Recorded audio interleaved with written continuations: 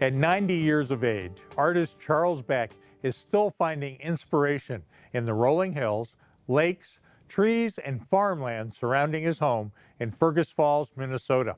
Often described as abstract, his woodcuts depict his appreciation for nature in its many colors. We visited with Beck about how he sees nature and how his vision resonates in his art.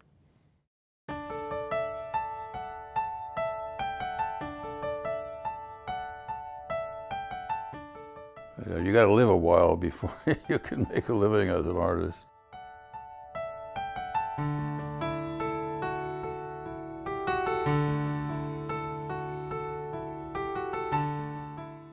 A lot of times a woodcut print up close doesn't look like much. It looks just like a series of different colors and all that. You sort of have to get back a distance so it gets to be in focus.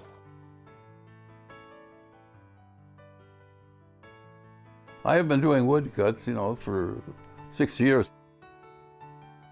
I usually will see something when I'm driving and see some, hey, that could be a woodcut, or it could work as a work of art. And I don't photograph it, or I don't just sketch it or anything like that. I just remember the general idea, and through my experience of looking at nature, I'm able to improvise it, and by doing it that way, it has a tendency to be a little more creative, a little more original.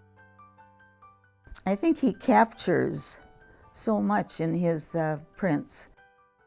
The scenes of the outdoors, where he gets the landscape, you'll get the rolling hills, and you'll get some trees, and you might even get some cows in the picture. I mean, it brings such a reality of what is out there for you to be looking at, and sometimes you don't always see it. It's nothing better than to be able to create something that you look at and someone will say, well, I've never seen anything like that before. Well, that's the essence of it. It's new, it's an enlightening and exciting. Well, I was born in Fergus Falls. I seem to remember drawing ever since I was very young. And I remember in grade school, I used to draw pictures of Indians and cowboys and things that interested me at that time. And then in high school, I drew pictures of athletes. I had no idea about art at all when I went up to Concordia College and got connected with Cy Running. He took me out sketching and drawing and farm scenes and things like that. That got me started to be interested in the environment, the things around me, or subject matter. An artist needs an idea if he's going to do a painting, he has to be interested in something. And that was my interest, and it never left. It's a thrill to know that people really like it well enough so that they're going to buy it and hang it in their homes and enjoy it. It's a beautiful day. I don't think I'd make it without her, all the things she does. We've had good lives together. We appreciate what each one does, mostly the business part of it I do. And sometimes he'll ask me for a little advice on something. She's gotten to be pretty perceptive about what makes a good print, what makes a poor one. I'll tell him maybe I like it mostly, but for certain areas I think I'd change this or that, and whether he accepts it or not, that's up to him. There's a satisfaction of ending up with an image like this here, and you say, well, this, if it weren't for me, this would not have existed. With woodcuts, you have to be pretty specific about what you're going to do. A woodcut is kind of like a painting, except you carve your image on a piece of wood. The main thing is to have sharp tools, and the things that I don't usually have are sharp tools. So I get kind of a rough finish, but sometimes that's a plus.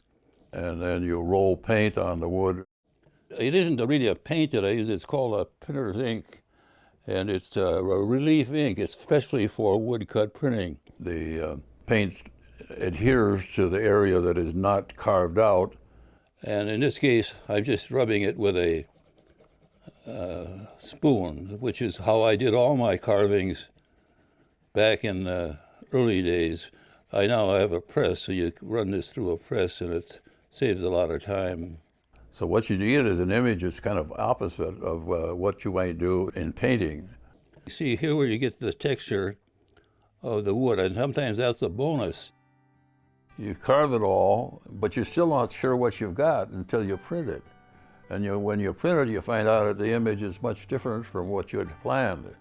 So you either change it or carry it into a little different direction based on what you've already done. I like to think that my main concern is to create decent art and be myself as much as possible, and create works that are based on me and my reaction to nature.